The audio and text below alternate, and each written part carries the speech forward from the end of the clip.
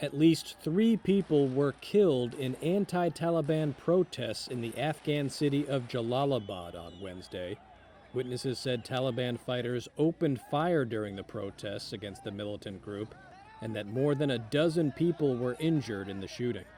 Video footage showed protesters carrying Afghanistan's national flag down the street, and witnesses said the gunfire followed an attempt by local residents to install the flag at a square in the city, 90 miles east of Kabul. The killings mar the Taliban's promises of peace following the militant group's rapid sweep into the capital and come as it tried to set up a government. Many Afghans are skeptical of the Taliban's promises, which included respecting the rights of women within the framework of Islamic law. Some said they could only wait and see.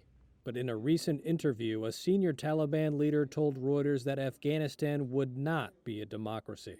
The system of the government is clear. That is an Islamic government. Sharia law would be, of course, there would be no democratic system at all because it doesn't have any base in our country.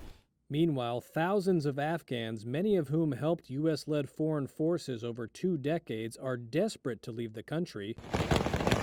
Video obtained by Reuters showed crowds running away from a Taliban fighter firing his gun in the air near people gathered outside Kabul airport on Wednesday, as Western countries stepped up evacuations of diplomats and civilians.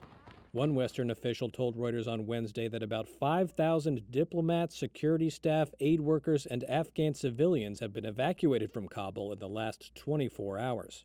One early evacuee, Afghanistan's president Ashraf Ghani, turned up in the United Arab Emirates, the Gulf state's foreign ministry said on Wednesday, after he fled the country on Sunday as Taliban fighters seized control of the capital.